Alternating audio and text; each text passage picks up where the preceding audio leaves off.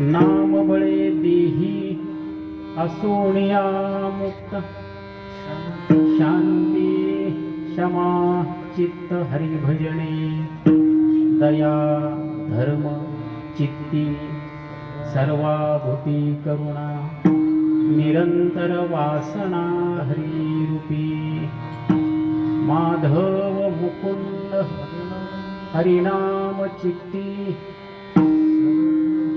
अवघीच पै मुक्ती हरिपाठे मुक्ताईचे धन हरिनाम उच्चारू मुक्ताईचे धन हरिनाम उच्चारू अवघाचे संसारू मुक्त केला दया धर्म चित्ती किंवा दया धरा चित्ती सर्वाभूती करुणा निरंतर वासना हरिरूपी विठ्ठल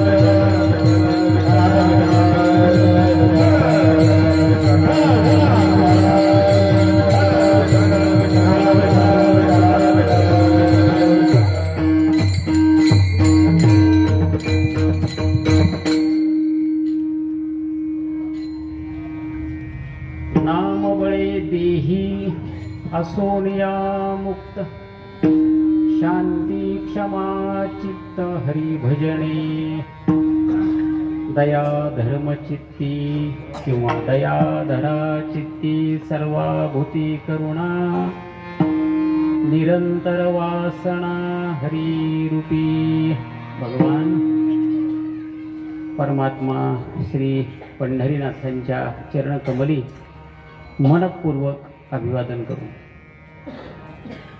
संत श्रेष्ठ ज्ञानराज माऊली जगद्गुरु तुकोबराय संत श्रेष्ठ मुक्ताबाई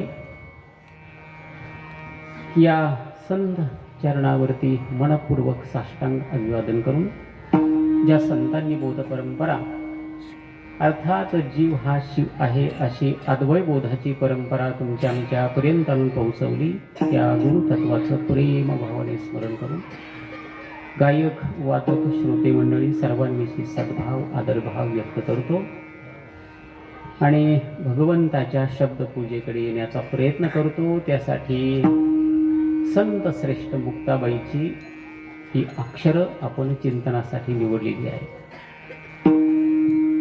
अक्षर अपरिचयाची आहेत. माझ्याही ती पाठ नव्हती, पण कार्यक्रमाचे यजमान अंकुशराव यांनी मला 7-8 दिवसापूर्वी सांगितलं होतं की मुक्ताबाईच्या अभंगावर चिंतन करा आणि म्हणून मुक्ताबाईचा एक अभंग चिंतनासाठी निवडलेला आहे. अभंग पाठ नव्हता, पाहिला, नंतर पाठ केला. 2-3 दिवस मला अभंग पाठ करायला लागले. एरवी तुकोबारायांचा अभंग असेल, ज्ञानराज माऊलीचा अभंग असेल तर मला पाठांतर करायला फार फार तर अर्धा तास खूप होतो. पण हा अभंग मला मात्र 3 दिवस पाठ झाला नाही, होत नव्हता. संध्याकाळच्या वेळेला विचार केला मी की हा अभंग माझ्या पाठ कसं काय होत नाही. अंतर्मुख झालो. मग लक्षात आलं अभंग पाठ करण्याच्या अगोदर मुक्ताबाईचं दर्शन घेतलं नाही. मनपूर्वक झोपायच्या वेळेला 10 वाजता मानसिक स्मरण केलं, मुक्ताबाईचं दर्शन घेतलं आणि पहाटे 5ला उठल्यानंतर जवळजवळ 80% अभंग पाठ झालेला होता. याला संत कृपा म्हणतात.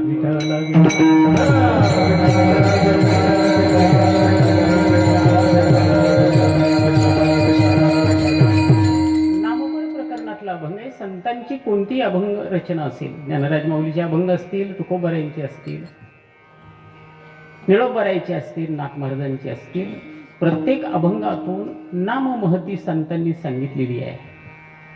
खरं तर बारकाईने विचार केला तर प्रत्येक ओवी, प्रत्येक अभंग हा भगवत प्राप्तीचा एक मार्ग आहे. पण असे शेकडो मार्ग पाहून आपण कोणत्याच मार्गाला पकडत नाही, हे मात्र दुर्दैव आहे. विठ्ठल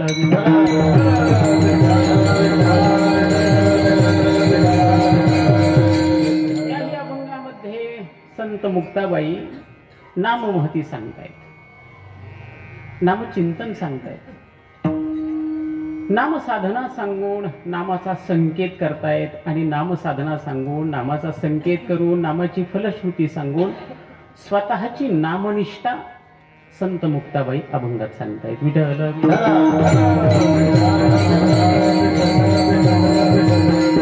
नामचिंतन करावं, लक्षात घ्या. बाकीचं करता आलं नाही करता आलं त्याच्यात फार विशेष नाही. इतर काही नाही केलं तरी काही बिघडत नाही, पण नामचिंतन केल्यानंतर सारंच बिघडतं. केलं जर नाही तर सारं बिघडतं, आणि नामचिंतन केलं तर सारं घडतं. म्हणून भगवंताच्या नामाचं चिंतन करावं. या अभंगामध्ये भगवंताची कोणती नामं सांगितली मुक्ताबाईने? माधव, मुकुंद, हरी या नामाचं चिंतन करावं. या नामाचं चिंतन केल्यानंतर होईल काय? देही असोनिया मुक्त.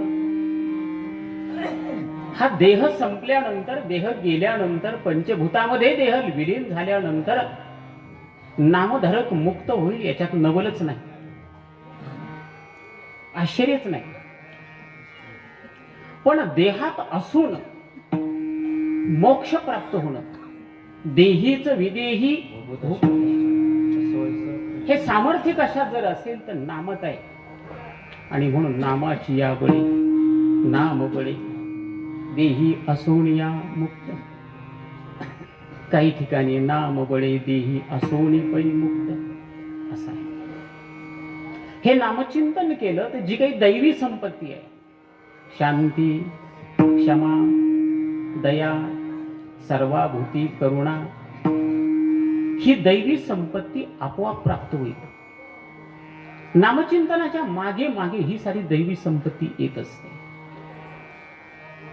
आणि नामचिंतन जर आपण करू तर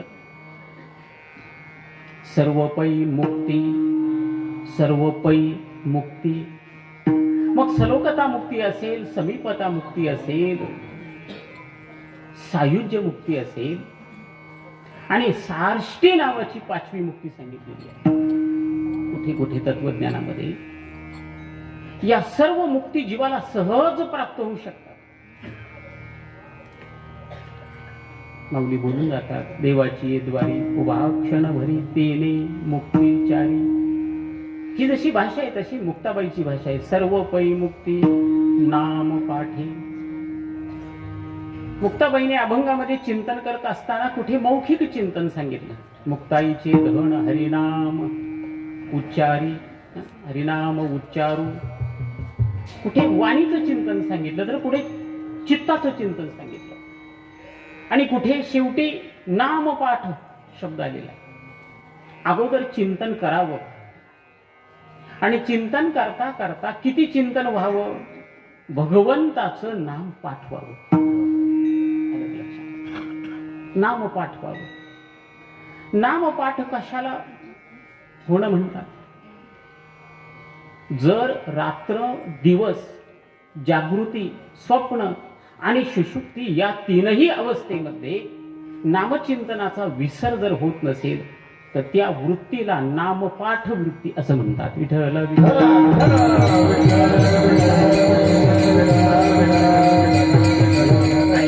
हे नामपाठ झालं तर अवघाचे संसार मुक्त केला. अवघाचे संसार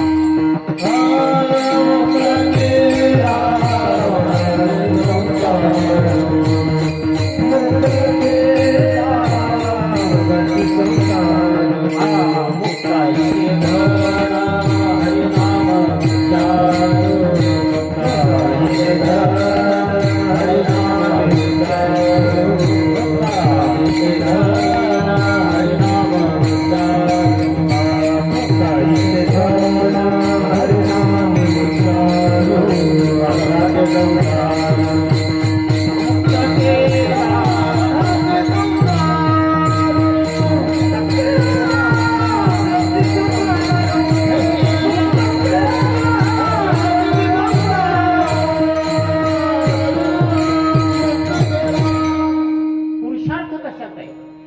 अवघाची संसार, जीवाच्या पाठीमागे लागलेला समग्र संसार, त्याच्यातून मुक्ती झाली पाहिजे. मुक्ताबाईचा अभंग आहे. मुक्ताबाईंचा परिचय महाराष्ट्रामध्ये नाही असा साधक नाही. आणि जर मुक्ताबाईचं नाव माहिती नसेल, परिचय नसेल, तो महाराष्ट्राचा आहे, पारमार्थिक आहे असं आपल्याला म्हणताच येणार नाही. विठ्ठल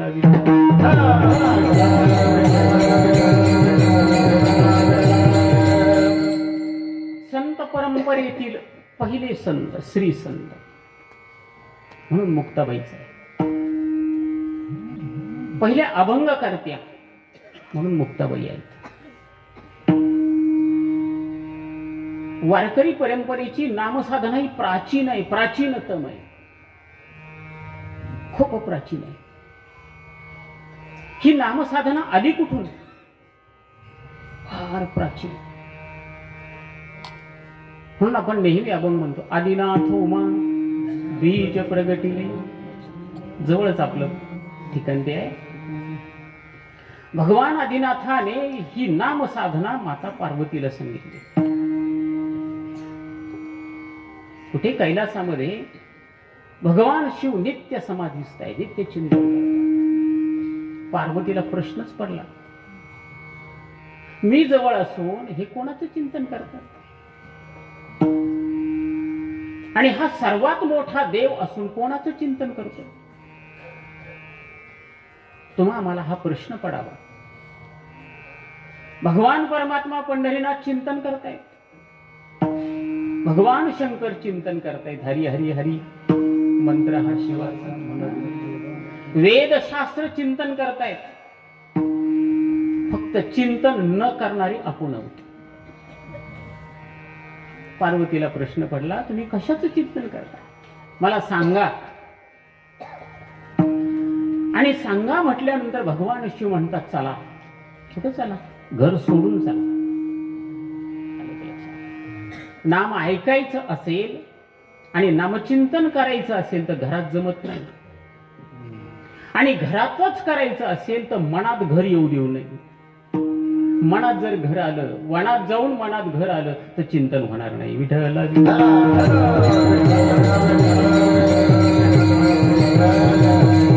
म्हणून भगवंताने ते क्षेत्र सोडलं, स्वतःचं घर सोडलं. भगवान शिव लांब आले, दूर आले, पार्वतीला घेऊन आले. आणि तिथे आदिनाथाने भगवान शंकराने हे नाम सांगितलं. तिथून ती परंपरा. ज्ञानराज माऊलीने ज्ञानेश्वरीमध्ये फार सुंदर लिहिलंय. क्षीर सिंधू परिसरी शक्तीच्या कर्णकुहरी. अभंगात शब्द कसा आहे? आदिनाथ उमा, उमा शब्द वापरला आहे. आणि ज्ञानेश्वरीमध्ये ज्ञानराज माऊलीने कोणता शब्द वापरला आहे? क्षीरसिंधू परिसरी शक्तीच्या कर्णकुहरी. जीवमा आहे तीच शक्ती आहे, आणि जी शक्ती आहे ती ऐकलेली तीच शक्ती मुक्ताबाई आहे. विठ्ठल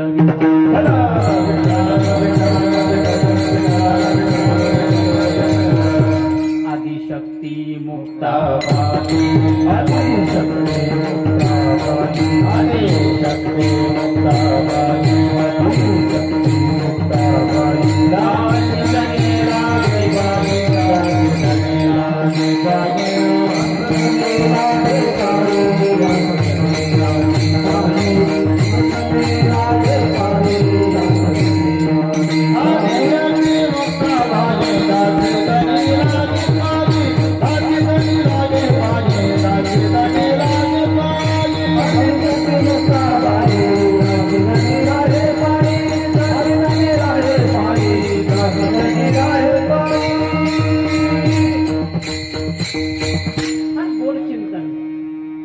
जनाबाईने केलं. आदिशक्ती, या शक्तीने श्रवण केलं. ज्ञानराज माऊली बोलतात, नेनो कैश्री त्रिपुरारी सांगितले. ज्ञानराज माऊली बोलतात, कधी सांगितलं माहित नाही, इतकं पुरातन का. आणि तेव्हापासून मग या आदिशक्तीने चिंतन केलं. किती दिवस चिंतन केलं? अरे हजारो वर्ष चिंतन केलं. संत होण्याचा अधिकार कोणाला? मुक्ताबाई संत आहेत ना. या शक्तीला संत होण्याचा अधिकार कधी प्राप्त झाला? अरे हजारो वर्ष चिंतन केलं तेव्हा. संप्रदायामध्ये आज हे दुर्दैव आहे. पी हळद की हो लगेच गोरी, चालत नाही. लक्षात, पी हळद हो गोरी चालतच नाही. ते अनुष्ठान करावं. अनुष्ठाने जगादे वडीलची नामाचं चिंतन करावं. अत्यंत प्रेमभावाने चिंतन करावं. आणि जेव्हा अत्यंत प्रेमभावाने अखंड चिंतन होईल तेव्हा संतत्व प्राप्त होत असतं.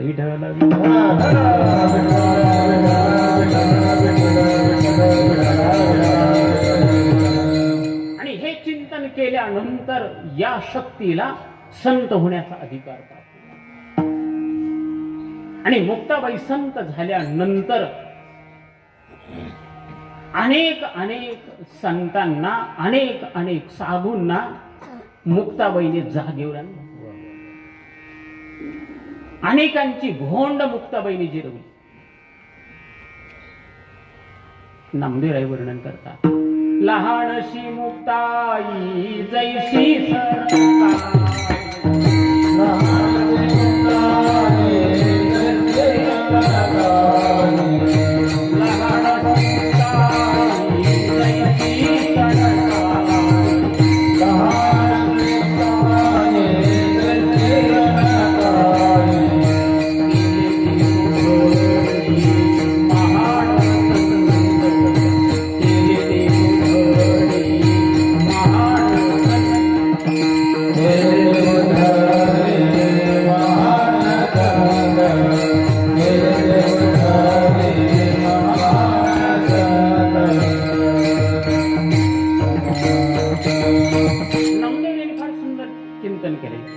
एवढीशी लहानशी मुक्ताई जैशी सनकाळी. सनकाळी म्हणजे काय? त्या आगपेटीमध्ये काडी निघते त्याला म्हणतात सनकाळी. अग्नी. मुक्ताबाईचं वर्णन करत असताना हे अग्नीज तत्व आहे. ज्ञानराज माऊली व्यापक तत्व आहे म्हणून सर्वाभूती सुखरू. जगद्गुरु तुकोबा आहे आकाश तत्व आहे. आणि म्हणून चिंतामणी देवासमोर जेव्हा मांडी चिरली तेव्हा त्याच्यात काहीच नाही, आकाश तत्व आहे. शांती ब्रह्मनाथ महाराज जल तत्व आहे म्हणून ती जल समाधी म्हणतात. मुक्ताबाई अग्निज तत्व आहे, तेज तत्व आहे. आणि म्हणून मुक्ताबाईंची तेज समाधी आहे. आणि हे नामदेवरायांनी अगोदर सांगितलंय. लहानशी मुक्ताई जैशी सनकाळी. या मुक्ताबाईने काय केलं? केले देशोधडी महान संत. अनेक संतांना मुक्ताईने देशोधडीला लावलं. विठ्ठल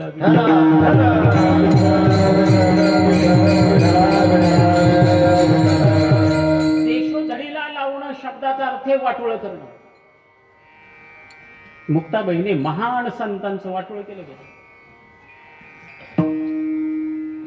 महान संतांच्या ठिकाणी जी अपवृत्ती होती त्या वृत्तीचं वाटोळ मुक्ताबाई करतात.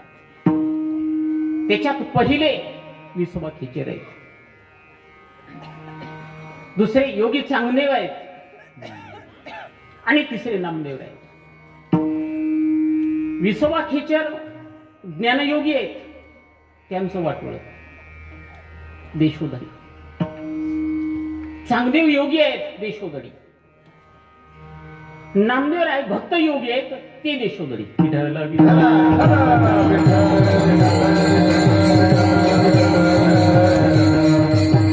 वेगळं चिंतन मी आपल्या पुढे मांडेल.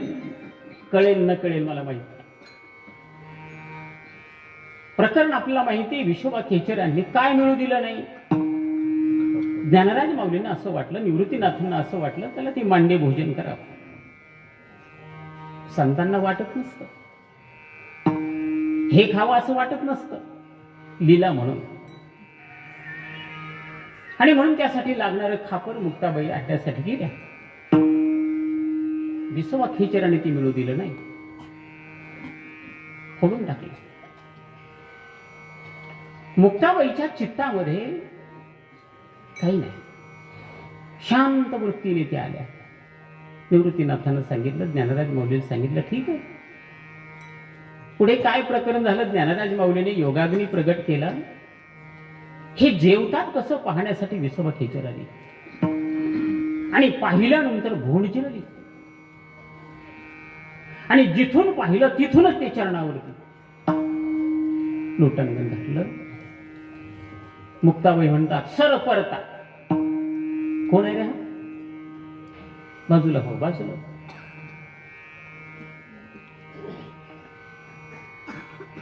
संत तत्व तिथे नतमस्तक झाले. अभिमान गेला आणि अभिमान गेल्यानंतर निवृत्तीनाथांनी ज्ञानराज माऊलीला सांगितलं, मुक्ताईला यांना उपदेश करा.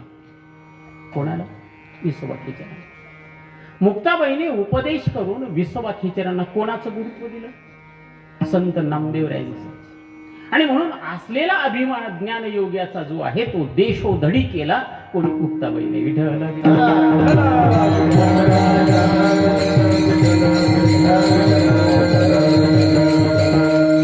नामदेवराय म्हणतात, केले देशोधडी महान संत. 2 नंबर योगी चांगदेव. प्रकरण आपल्याला माहिती आहे, 2-4 वाक्यात सांगून जातो. या भगवानांची महती ऐकली आणि चांगदेव निघाले. निघण्याच्या अगोदर पत्र पाठवलं. काय लिहा? प्रश्न पडला. जो ज्ञान संपन्न असतो त्याला प्रश्न पडतो आणि ज्याला काहीच येत नाही त्याला प्रश्नच पडत नाही. योगी चांगदेव योगी आहेत. 4 वेद 6 शास्त्र असं चिंतन आलंय. 30 लाख श्लोक पाठ आहेत. कोणाच्या? चांगदेवांची. एवढी ज्ञानसंपन्नता आहे. निघाले. निघण्याच्या अगोदर पत्र लिहिलं, कोरं पत्र. निवृत्तीनाथांनी पाहिलं, ज्ञाननाथ राजमाऊलींनी पाहिलं, याच्यावर काहीच लिहिलेलं नाही. आणि मुक्ताबाई बोलून गेल्या, हा कोरा आहे. कागद कोरा आणि माणूसही कोरा. त्याच्यावर पत्र लिहिलं. चांगदेव 65.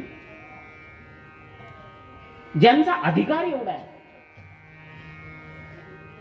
वेद उपनिषद शास्त्र पुराण ज्यांच्या पाठ आहे त्यांना चांगदेव 65 ओव्या कळत नाही.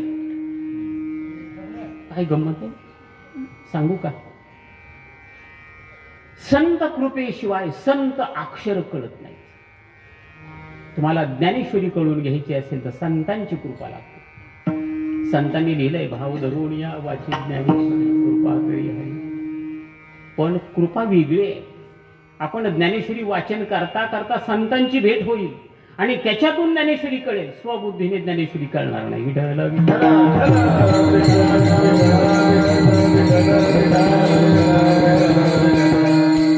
ते पाहिलं पत्र पाहिलं, काहीच समजलं नाही. निघाले चांगदेव आले. काय झालं तुम्हाला माहिती आहे. निवृत्तीनाथ मुक्ताबाईला सांगतात, या चांगदेव 65चा अर्थ सांगा. आणि हे सांगितल्यानंतर चांगदेव म्हणतात, चांगदेव म्हणे आजी जन्म गुरुपुत्र झालो मुक्ताजीचा, गुरुपुत्र झालो मुक्ताजीचा, गुरुपुत्र झालो मुक्ताजीचा, गुरुपुत्र झालो मुक्ताजीचा.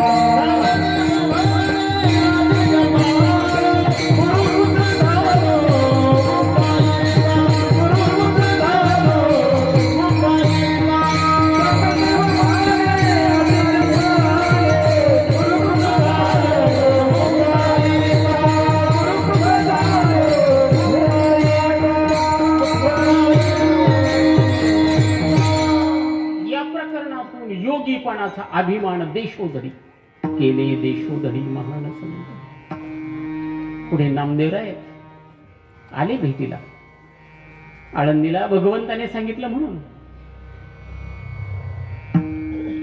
हे भगवान परमात्मा पंढरीनाथाचे प्रेम भांडारी आहेत म्हणून निवृत्तीनाथांनी नमस्कार केला. ज्ञानराज माऊलीने नमस्कार केला. नामदेवरायांनी प्रति नमस्कारच केला नाही. ज्या पंढरपूरचं वैभव पाया लागे जन, पाया पडे जन, नामदेवराय विसरूनच गेले. मुक्ताबाईने हात नाही जोडले, पाय नाही पडले. निवृत्तीनाथ म्हणतायत, मुक्ताबाई दर्शन घ्या ना. तुम्ही घ्या, मी नाही घेणार. का? कारण आहे. काय कारण आहे? नामदेव यांनी वर्णन केलं मुक्ताबाईच्या मुखातून. अखंड जयाला देवाचा सांगात ऐका, कार्याभिमान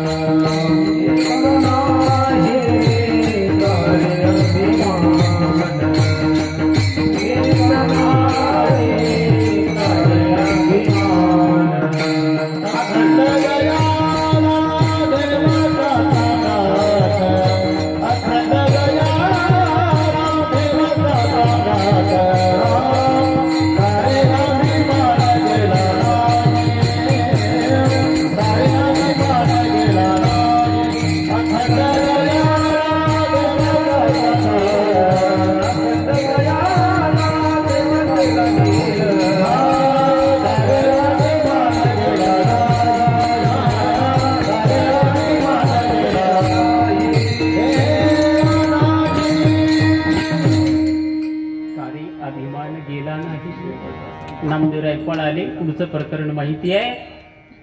नामदेवराय भक्तियोगी,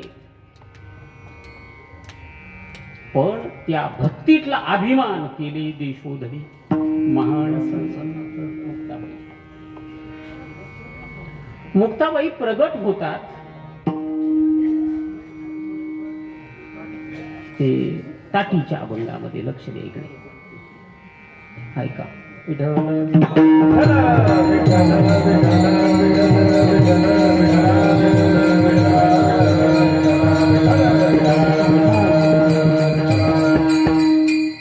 मुक्ताबाई जगताला माहिती होता ताटीच्या प्रसंगामध्ये. प्रकरण माहिती आहे. ज्ञानराज माऊलींचं चित्त उद्विग्न झालं. समाजाकडून मिळालेला प्रतिसाद आणि उद्विग्न झाल्यानंतर ज्ञानराज माऊली घरी आले. त्याच्यात पुन्हा कंसात बोलतो, ज्ञानराज माऊली उद्विग्न होत नसतात. जसं मच्छिंद्रनाथांच्या चित्तामध्ये सोन्याची आसक्ती नाही, पण ही वीट कुठे गेली? वीट कुठे गेली? त्या लीलेतून गोरक्षनाथांना प्रगट करायचं होतं. तसं ज्ञानराज माऊली उद्विग्न नाहीत, पण मुक्ताबाईला प्रगट करण्यासाठी ताटी आहे. विठ्ठलाला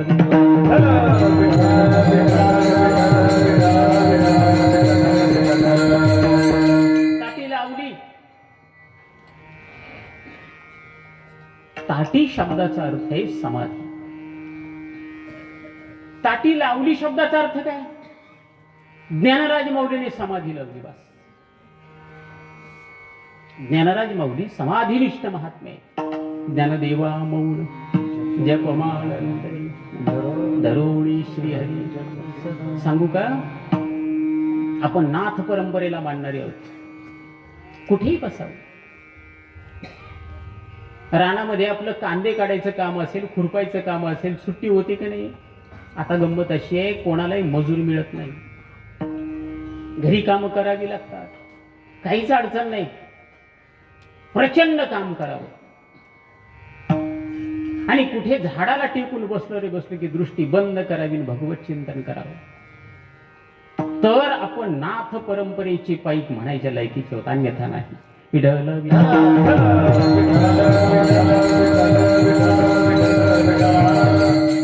लक्षात घ्या, हे करता आलं तर माणसं सारं करतील. 2 मजले, 4 मजले, 6 मजले, 1 लाख, 1 कोटी, दशकोटी लांब जातील, पण हे करणार नाही. ताटी शब्दाचा अर्थ समाधी लावली. बाहेरून उद्विग्नता दिसायला. मुक्ताबाईला वाटलं मी फक्त वाटलं म्हणतोय, ज्ञानराज माऊलींना राग आला की काय? आणि म्हणून ज्ञानराज माऊली मुक्ताबाई ज्ञानराज माऊलीशी बोलू लागले. माऊली दुःखी होऊ नका, शब्द शस्त्रे झाले क्लेश, संती मानावा उपदेश. बर का, कोणी आपल्याला बोललं ना तर आपण संत व्हावं. काय मानावं? त्याने शिवे दिले म्हणजे आपल्याला उपदेश केला बस. एवढं कळलं तर घरात आणि समाजात कुठेच भांडणं होणार नाही. कळलं तर विठ्ठल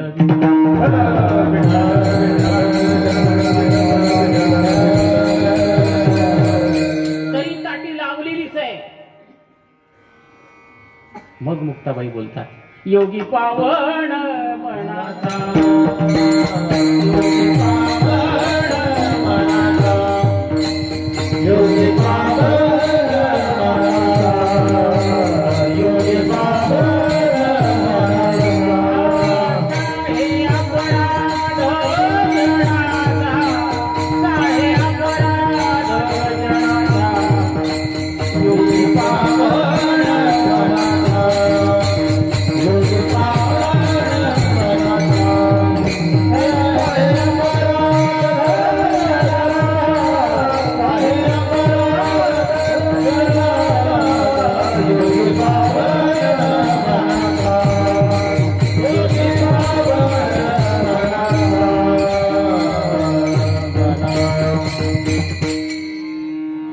ज्ञानराज माऊलीशी मुक्ताबाई बोलतात, योगी पावन मनाचा.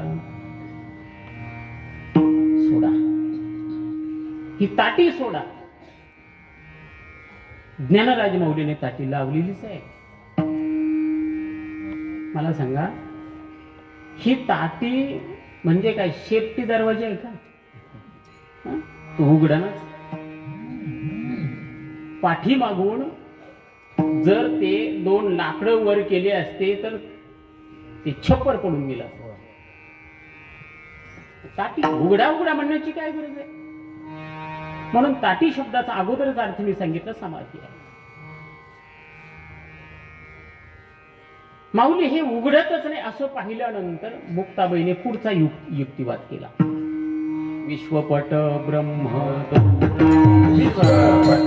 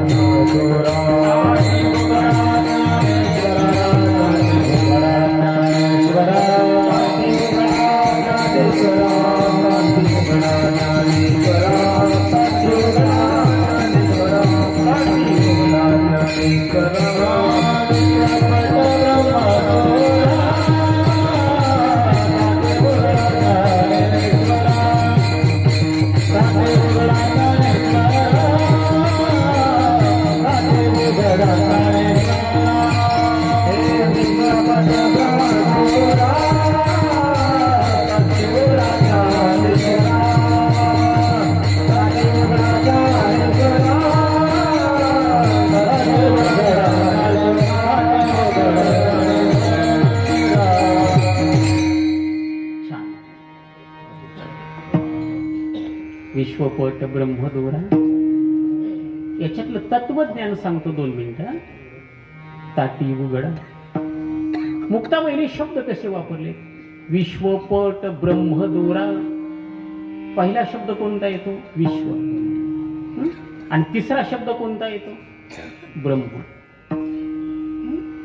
एक वाक्य तयार झालं, लक्षात घ्या. विश्व ब्रह्म. हे विश्व काय आहे? ब्रह्म आहे. आणि हे विश्व ब्रह्म आहे हे सांगण्यासाठी मुक्ताईने त्याच्या दृष्टांत केला. कसा दृष्टांत दिला? विश्वपट. दुसरा शब्द काय? पट. आणि चौथा शब्द काय? दोरा. पट आणि दोरा. पट शब्दाचा अर्थ वस्त्र आणि दोरा शब्द त्याच्यातला धागा. विठ्ठल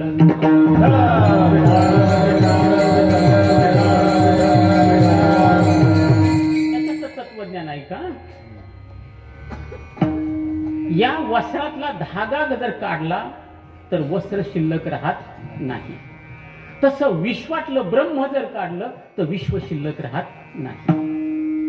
म्हणून विश्व ब्रह्म आहे. पण हे जगाला कळत नाही. हे जगाला कळत नाही. हे जगाचं अज्ञान जे आहे, हे अज्ञान हीच ताटी. ऐका, हे अज्ञान, हे विश्वब्रह्म आहे, हीच ताटी. हे कळत नाही, ही ताटी.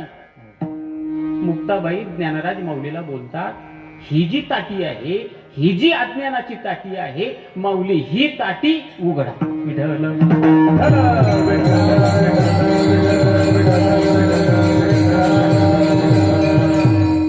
मुक्ताबाईला ज्ञानराज माऊलीला सांगण्याचा अधिकार काय? मुक्ताबाई स्वतःचा परिचय देतात. मुक्ताई संजीवना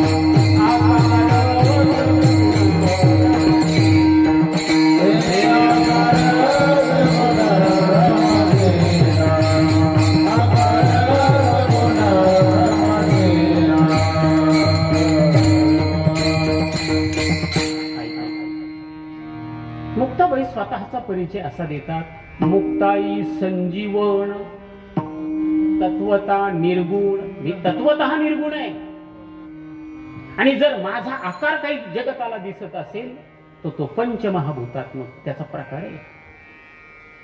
अभंगात जात असताना माझ्या पुढे संजीवन शब्द आहे. मुक्ताबाई स्वतःचा परिचय देतात, मी संजीवन आहे. हे संजीवन काय? वेदांताची भाषा सोपी सांगायची झाली तर प्रत्येक जीव संजीवन आहे. पण या संजीवनाचा आपणास अनुभव नाही. त्या अनुभवाचा दुष्काळ आहे. ही नाथ परंपरा संजीवन नाम सांगणारी परंपरा. ज्ञानदेवा प्रमाण निवृत्ती देवी ज्ञान समाधी संजीवन. ज्ञानराज माऊलीचे एक अभंग आहे, समाधी साधन संजीवन नाम. ज्ञानराज माऊलीने नामाला विशेषण दिलंय. कोणतं नाम? संजीवन नाम. क्लिष्ट वाटेल, मी गोष्टी सांगत आलेलो आहे, त्याच्या तत्वज्ञान मी एक करत पुढे चाललेलो आहे. 3 गोष्टी मी आपल्याला सांगेन. नामचिंतन ज्ञानात जावं आणि ज्ञान संजीवनामध्ये जावं. नामचिंतन ज्ञानात गेलं, ज्ञानातून त्या ज्ञानाचं परिवर्तन जर संजीवनामध्ये झालं तर जीवाला मोक्ष आहे.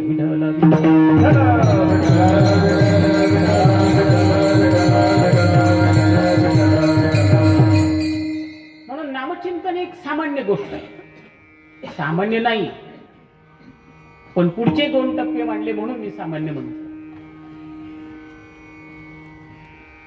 अगोदर नामचिंतन करावं, आणि नामचिंतन करता करता हेच नामचिंतन ज्ञानात परिवर्तित. मग हे नामचिंतन ज्ञानात कसं परिवर्तन करायचं? त्याची गंमत अशी आहे, जोपर्यंत संत कृपांकित आपल्याला नाम प्राप्त होत नाही तोपर्यंत ते नाम ज्ञानात रूपांतरित होत नाही.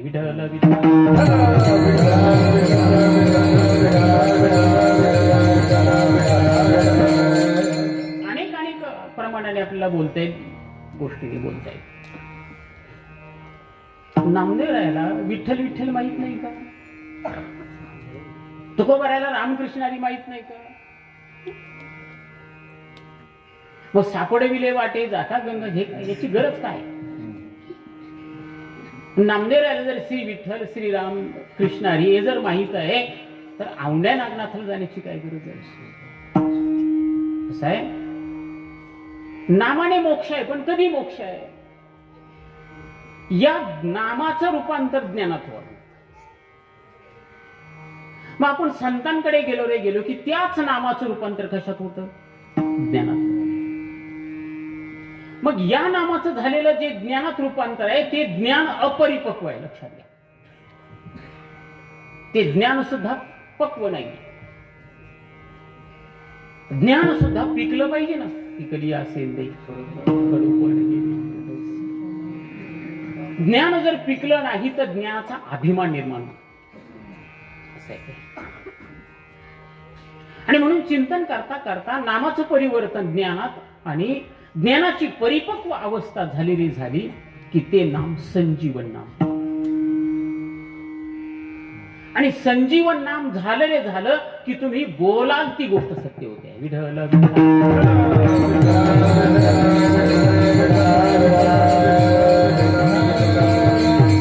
संजीवन शब्दाचा अर्थ जीवविणे.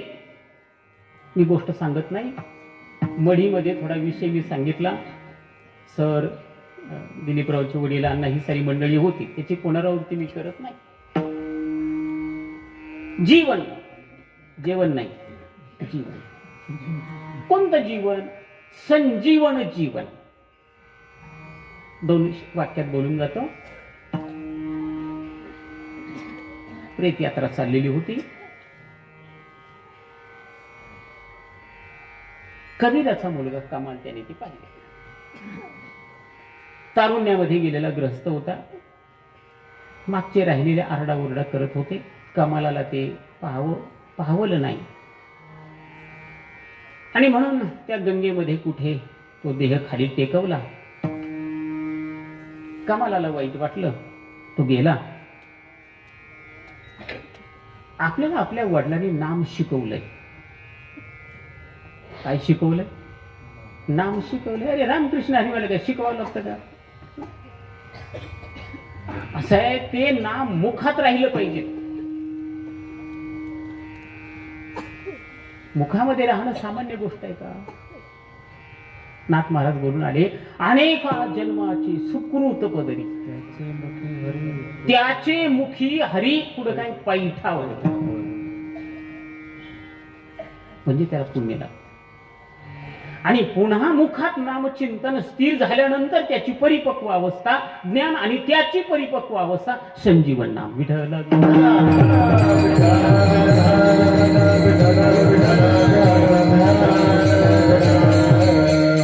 परिपक्व झालेलं कमालाचं नाम. दया आली. प्रेत खाली ठेवलेलं होतं. कमाल आत गर्दीतून घुसले आणि कानात दोनदा रामराम म्हटले त्याला उठवण्यासाठी. आणि दोनदा रामराम म्हटल्याबरोबर प्रेतच उठून बसलं. ही शक्ती आहे. ही संजीवन नामाची शक्ती आहे. पुन्हा सांगून जाईल मी आपल्याला. ही भावंड कुलतांबा परिसरात आली. योगी चांगदेवांची समाधी लावलेली होती. अनेक प्रेत बाहेर पडलेली होती. मुक्ताबाईने विचारलं, ही प्रेत इथे का पडलेली आहे? सांगितलं, कोणी योगी चांगदेव आहेत, बाहेर येतात, कधी येतात माहित नाही. त्यांची दृष्टी पडल्यानंतर काही उठतात, काही जातात, कुजून जातात. हे उठवण्यासाठी तुम्ही बसले का? हो. मी उठवलं तर लोक म्हणाले आनंदच आहे. मुक्ताबाईकडे संजीवन नाम आहे. एक हाडूक पडलेलं होतं, ते घेतलं. योगायोगाने हाडूक कुत्र्याचं होतं. हाडूकच होतं फक्त. मुक्ताबाईने घेतलं, त्यांच्यावरून फिरवलं आणि फेकून दिलं. ते हाडूक तिकडे ज्या वेळेला पडलं त्यावेळेला त्याचं कुत्र तयार झालेलं होतं. कुत्र केकटलं, तसंच निघून गेलं. लक्षात घ्या, मुद्दा सांगतो. नामात किती शक्ती आहे, संजीवन नामात किती शक्ती आहे. त्या हाडकावर मांस येणं, त्या मांसामध्ये नसा तयार होणं, त्याच्यात रक्त तयार होणं, त्याच्यात वरून त्वचा निर्माण होणं, त्याला डोळे कान निर्माण होणं आणि त्याच्यात जीव येणं. किती तासांनी झालं? तासांनी नाही, क्षणात झालं. ही कशाची शक्ती आहे? मुक्ताई संजीवन. हे संजीवन नाम शक्ती लक्षात. आणि ज्याच्यावरून ते हाडूक फिरलं ती मंडळी उठून बसली. कोणतं नाम आहे? संजीवन नाम. आणि हे संजीवन नाम मुक्ताबाई म्हणतात हे आमचं धन आहे. अभंगाच्या शेवटच्या मुक्ताईचे धन हरे भजन उच्चार मुक्ताईचे धन हरे राम मुक्ताईचे धन हरे राम मुक्ताईचे धन हरे राम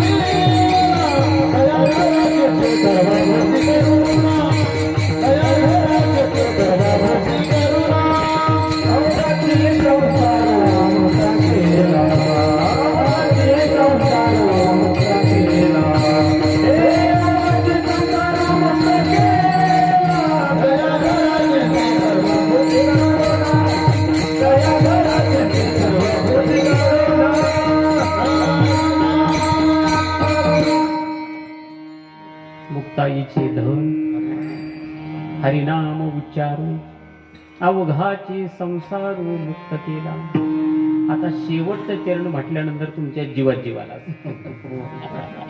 चला बाबा या आवरलं. शेवटच्या चरणाचा मी आपल्यापुढे थोडा विचार मांडणार आहे.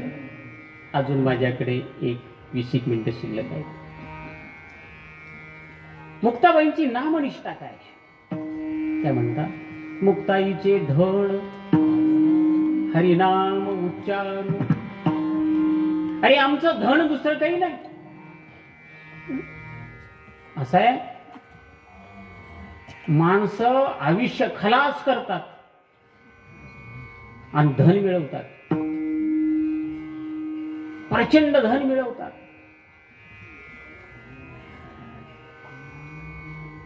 माणसं इतकं धन मिळवतात त्यांचा दफन विधी आणि शपथ विधी बरोबरच चालतो.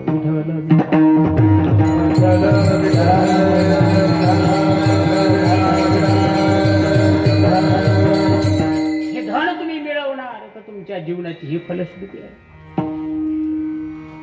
फार फार तर पहिलं वर्ष श्राद्ध आणि दुसऱ्या श्राद्धाचं श्राद्ध. आलं का लक्षात? दुसऱ्या श्राद्धाचं श्राद्ध घालून टाकलं का तिसऱ्याला परत. कारण याने काय मिळवलं? धन मिळवलं. आणि ज्याने परमार्थ रूपी धन मिळवलं 700 वर्ष झाली, 750 झाली तरी ही मंडळी अजून हे भावयात तन हे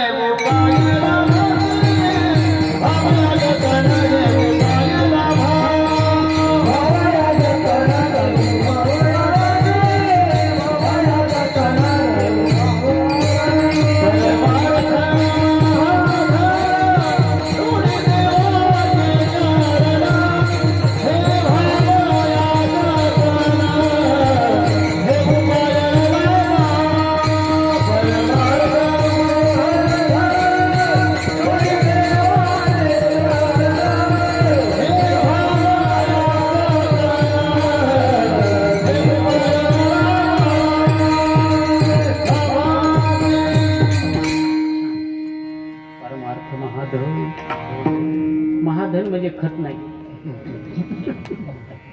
फार मोठं वावया जतरे उपाय. धनाच्या संबंधाने थोडं बोलतो कारण आपली जीवननिष्ठा धन आहे म्हणून बोलतो. हे काही नोटाचं धन. दुसरं आहे चांदी सोनं हिरे माणिक मोती यांचं धन. आणि तिसरं आहे परमार्थ महाधन. कोणतं धन मिळवणार? कीर्तनात म्हणणार हा हेच धन.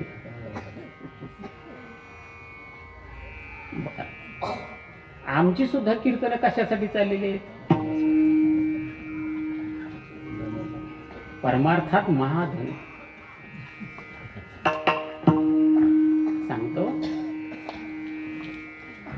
नोटारूपी धन कागदाचं आहे, कधी संपेल सांगता येत नाही, म्हणून ते नश्वर आहे. संपत्ती आपण मिळवतो ना, भागवत वाचा. कितीही संपत्ती मिळवली, याचे 4-5 शत्रू आहेत. या धनाचा पहिला शत्रू भावकी आहे.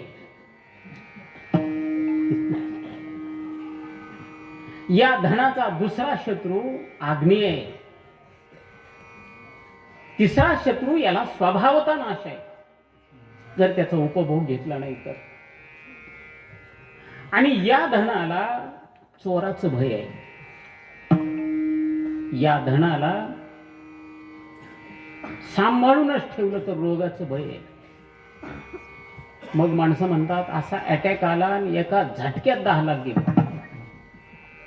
कसे आणले होते? म्हणून हे सांपत्तिक धन जे आहे ते नश्वर स्वरूपाचं आहे. दुसरी गोष्ट सांगतो, धन मिळवावं का मिळवू नये? मिळवलाच पाहिजे. तुकोबाराय काय बोलतात? जोडून या धन उत्तम व्यवहारे. आणि कसं खर्च केलं पाहिजे? उदास विचारे वेच करी पिढवला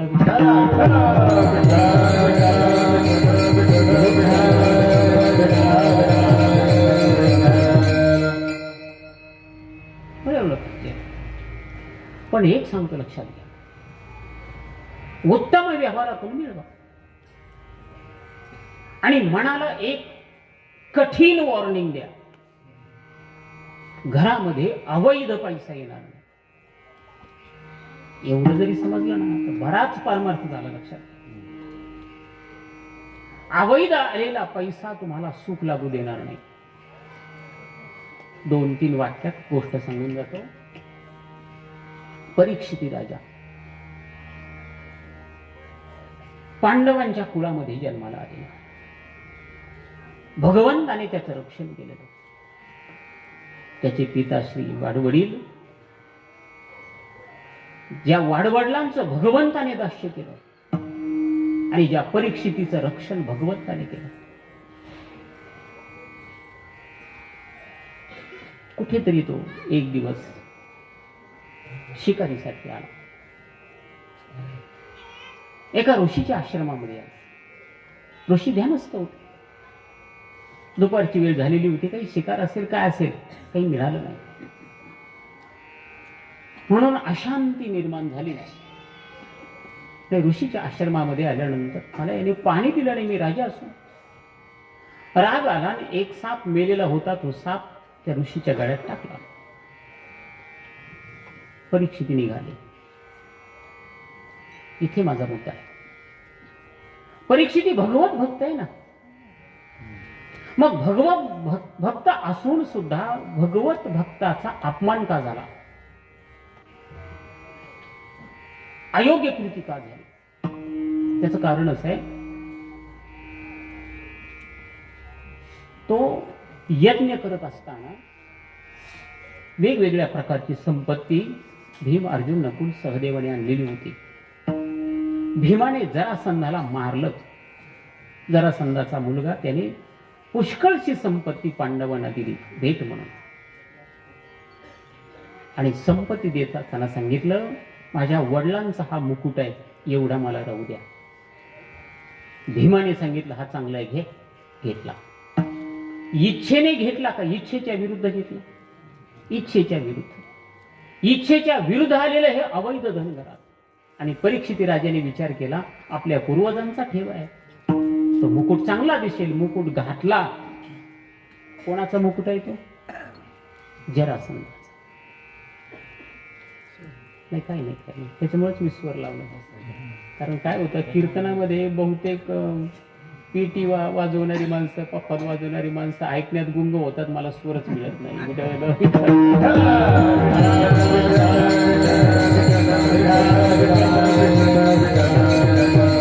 म्हणून मी मग आपला स्वर लावतो, ऐक नाही. तो मुकुट डोक्यात घातला, अवैध आहे, लक्षात घ्या. त्याचा परिणाम काय झाला? महात्मा असून सुद्धा बुद्धी बिघडली. आलं का लक्षात? आणि म्हणून घरामध्ये धन येऊ द्यायचं असेल तर सद्मार्गाने येऊ द्या. अवैध मार्गाने असेल तर पती असेल, मुलगा असेल, सांगा नको यायला. आणि खरं सांगू त्याच्या पुढे हे धनच नाही, लक्षात घ्या. मी नेहमी बोलत असतो, जसं भय शब्दाचा विरुद्धार्थी शब्द निर्भय, मी त्याला उपसर्ग लागतो, तसं धन शब्दाचा विरुद्धार्थी शब्द काय, त्याला नि उपसर्ग लावायचा, निधन. आणि म्हणून या धनाच्या मागे गेला माणूस की शेवटी काय त्याचं होतं, निधन. आणि म्हणून हे धन बाजूला करून संतांनी कोणतं धन जपलं, परमार्थ महाधन. आणि म्हणून मुक्ताई म्हणतात, मुक्ताईचे धन हरिनाम उच्चार, मुक्ताईचे धन हरिनाम उच्चार, मुक्ताईचे धन हरिनाम उच्चार, मुक्ताईचे धन हरिनाम उच्चार. अवघाचे संसार मुक्त केला, अवघाचे संसार मुक्त केला, अवघाचे संसार मुक्त केला. विठोबार कुमार, विठोबार कुमार, विठोबार कुमार, विठोबार कुमार, विठोबार कुमार, विठोबार कुमार, विठोबार कुमार, विठोबार कुमार, विठोबार कुमार, विठोबार कुमार, विठोबार कुमार, विठोबार कुमार, विठोबार कुमार, विठोबार कुमार, विठोबार कुमार.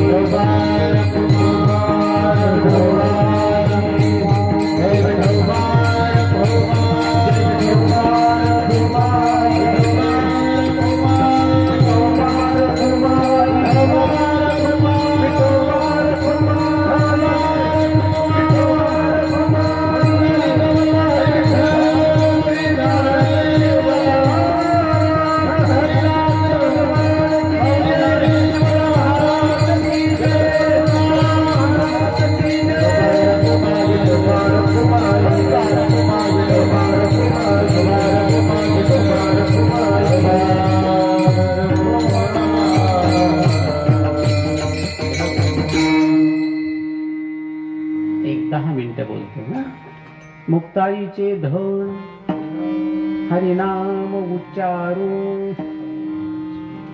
सोपी गोष्ट. फक्त नामचिंतन सांगितलं, लक्षात घ्या. उच्चार करा. कशाचा उच्चार करा, हरीच्या नामाचा उच्चार करा. या नामात बळ आहे, लक्षात घ्या.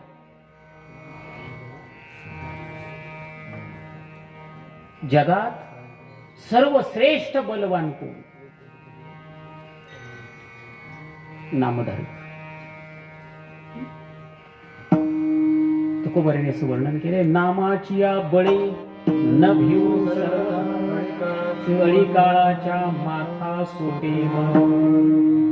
अरे कळी काळ आमच्याकडे आला तर त्याला ठोका ठेवून दे. आणि नामचिंतनामध्ये अशी शक्ती आहे, समोर कोणी असेल तो नतमस्तक. औरंगजेबाच्या दरबारामध्ये शिवाजी महाराज गेले, पण नतमस्तक नाही झाले. त्यांना माहित होतं इथला प्रसंग खडतर आहे, पण मी या औरंगजेबाला नतमस्तक होणार नाही. त्याचा परिणाम शिवाजी महाराजांना माहित होता, पण नाही लक्षात घ्या. पण तेच शिवाजी महाराज, छत्रपती शिवाजी महाराज तुकोबारायांच्या चरणी नतमस्तक. शक्ती कशाची आहे, नामाची आहे, लक्षात. अरे नामाचं असं बळ आहे ना, जो बलवान परमात्मा आहे, तो बलवान परमात्मा आहे. परमात्म्याचं बल असं आहे, त्याच्या पुढे कोणाचंच बळ चालत नाही. पण असा बलसंपन्न परमात्मा निर्बळ होतो. पदरी घाली पिळा, पदरी घाली पिळा, पदरी घाली पिळा, पदरी घाली पिळा.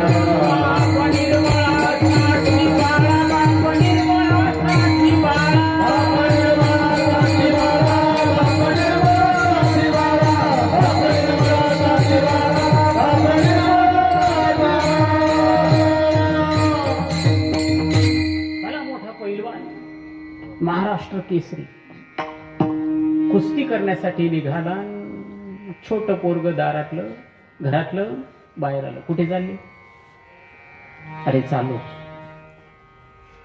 गाल धरला त्याचा. जाऊ बेटा.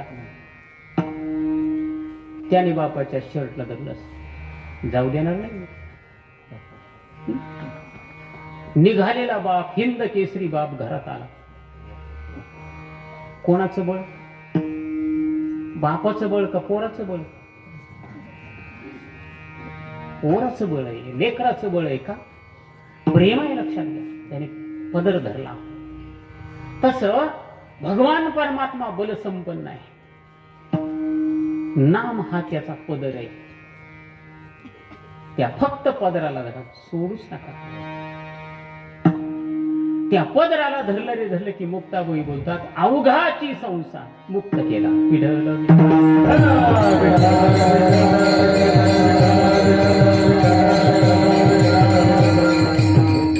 संसाराचं चिंतन करायला आता माझ्या पुढे वेळ नाही.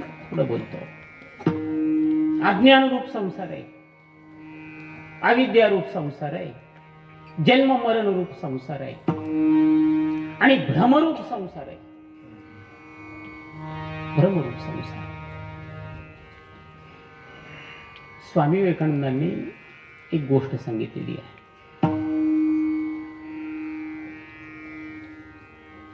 राजयोग नावाचं पुस्तक त्यांचं आहे. त्याच्यात ही गोष्ट आलेली आहे. इंद्रदेवाला स्वप्न पडलं. संसाराचं थोडं बोलतो. संसार कसा आहे. इंद्रदेवाला स्वप्न पडलं आणि स्वप्नामध्ये तो डुक्कर झाला. त्याची पत्नी कोण? आता त्याचे पिलं गटारामध्ये आहे. इंद्र गटारामध्ये तो पडलेला आहे. त्याची ती पत्नी आहे, मुलं बाळ. इकडून इकडून गटार वाहतंय. खूप आनंद वाटतोय. कोणाला? इंद्राला खूप आनंद, अतीव आनंद वाटतोय. हे दृश्य पाहिल्यानंतर स्वर्गातले जे देव आहेत त्यांना वाईट वाटतंय. ते तिथे येतात. इंद्र खाली ते गटार वाहते, त्याच्यात पडला आणि ही देवादिक मंडळी म्हणते, देवा हे काय चाललंय तुमचं? इंद्र म्हणतो, हे फार छान आहे, तुम्ही होऊन बघा. काय होऊन बघा? असं होऊन बघा, मग याच्यातली मजा तुम्हाला कळेल. काय करावं? इंद्रादी बाकीचे देव हातबल झाले. कायच करावं? जो जातोय त्याला इंद्र म्हणतोय, असं व्हाय. संसारात असंच चाललंय ना. कोणी भेटला का मग माणसं पोराचं सावधान झालं का नाही, म्हणजे याच्यात पडत. करावं लागतं नाही असं नाही, ते झालं पाहिजे. जाऊ काय आता कोणी मुलगा पाय पडायला आला तर आता म्हणू लागतो, बाबा लग्नवंत हो. बाकी काय आशीर्वाद देणार आहे.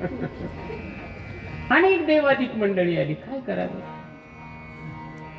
मग एक कोणीतरी मोठा देव असेल, त्याने काय केलं? हे स्वप्न चाललंय ना कोणाचं? इंद्राचं. त्या देवाने काय केलं? सारी मुलं मारून टाकली. इंद्राची ती पिलं जी होती ना, सारी मारून टाकली. इंद्र रडायला लागले. पण मुलं मेली, जाऊ दे, ठीक आहे.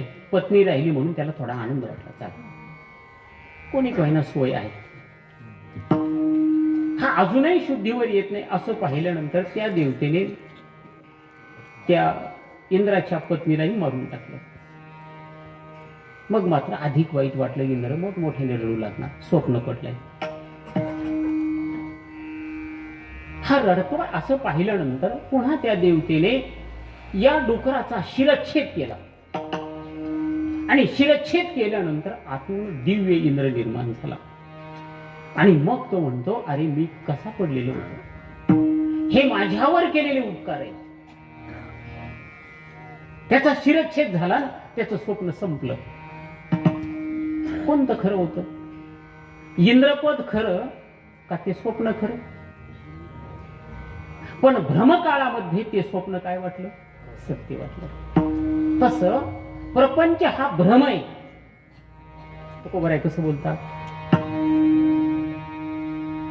रज्जू सर्पाकार भाषिले जगदंब, हे जग त्या पद्धतीने त्याचं विश्लेषण करायला तर माझ्याकडे फार वेळ नाही, पण हा भ्रम आहे, लक्षात घ्या किती भ्रम आहे. आपण म्हणतो हे माझं, हे माझं, हे माझं, ते माझं, पण माझं माझं म्हणता म्हणता कळो येईल अंत काळी, कळो येईल अंत काळी, प्राण प्रयाणाचे वेळ, प्राण प्रयाणाचे वेळ, आराहाते निराळी, आराहाते निराळी, प्राणापुरे जगदळ,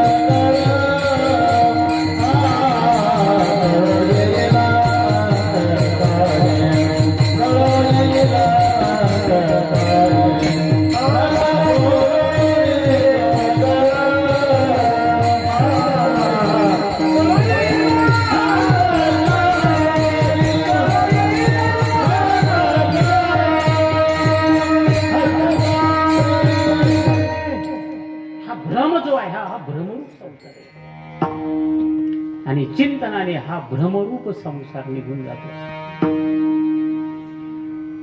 तुकोबरायचा अभंग आहे, अनुरेणुया थोकडा तुका आकाशा एवढा, गिळोनी सांडिले कलेवर. पुढे काय, भव भ्रमाचा आकार. भव शब्दाचा अर्थ संसार, हा भ्रम, हा भ्रम जीवाचा जातो कशाने, भगवत चिंतनाने. म्हणून मुक्ताईचे धन हरिनाम उच्चार, अवघाचे संसार मुक्ततेला. आणि या अवघ्या संसारात जीव आहे, हा जीव देखील काय होतो, मुक्त होतो. मरण माझे मरून गेले, मज केले जन्म नाही रे अनेक, मागील या जन्मा मुक्त झालो. हे बळ कशाचं आहे, हे धन नाम धन, आणि या नामधनाचा विचार आपण अखंड करावा अशी याचना करतो. आणि थांबू का आता, कारण आता वेळ झालेली आहे. कीर्तनापेक्षा माणसाला जेवणाची चिंता असते. पूर्वी नाम सप्ताह होते, आता भोजन सप्ताह आहेत, आणि त्याच्यात कीर्तन आहे. म्हणून प्राधान्य भोजनाला. ठीक आहे, विठ्ठल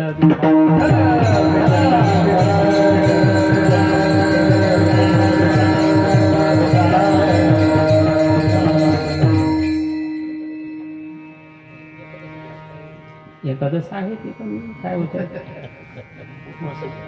आणि कीर्तन सुरू व्हायला जरी उशीर झाला तर मी काय करतो, सुरुवातीचे अभंग धावते घेतो, म्हणजे त्याच्यातला टाइम याच्यात वाचवायचा, आणि जास्तीत जास्त वेळ चिंतनाला द्यायचा, अशी साधारणपणे माझी भूमिका असते. आता मार्गांना माहिती आहे, ते काय कधी गायन माझ्या कीर्तनात फार करत नाहीत, त्यांना माहिती आहे, पण कधी कधी अडचण होते. तुमच्या चांगल्या चाली मला ऐकायला मिळत नाही. मुक्ताईचे धन हरिनाम उच्चारू, अवघाचे संसारू मुक्त केला. नामाचं बळ आहे, लक्षात घ्या. हेच काय, म्हणून मी प्रत्येक कीर्तनात कुठेही असेल, प्रवचन असेल, कीर्तन असेल, कोणाच्या घरी चहा घेतला तरी मी हे सांगतो, बाबांनो चिंतन करा. वेळ मिळाला तर ज्ञानेश्वरी वाचा, गाथा वाचा, भागवत वाचा, नाही मिळालं तर वाचू नाही. पण जो नामधारक आहे, नामचिंतन करणार आहे, त्याने थोडं ग्रंथ वाचन केलं पाहिजे. त्याचं कारण असं आहे की आता कीर्तन ऐकून अभंग कळतीलच याची गॅरंटी नाही. हे फार मोठं अवघड झालंय. आणि म्हणून आपल्या नामाला उजळणी मिळायची असेल तर थोडं शास्त्र वाचा, आणि नाही वाचता आलं तर नामात सर्व काही आहे. मुक्ताबाईचे शब्द आहेत, मुक्ताईचे धन संतांचं धन. हे अभंगाची सुरुवात आहे, नाम बळी देही. नामाने सर्व सर्व प्राप्त होतं, लक्षात घ्या. काय नव्हे केले एका चिंतिता विठ्ठले. आणि म्हणून या भगवंताचं चिंतन अतीव प्रेमाने करा. एवढी पदर पसरून विनंती करतो आणि थांबतो. ज्ञानेश्वर माऊली ज्ञानराज माऊली ज्ञानेश्वर माऊली ज्ञानराज माऊली ज्ञानेश्वर माऊली ज्ञानेश्वर माऊली ज्ञानराज माऊली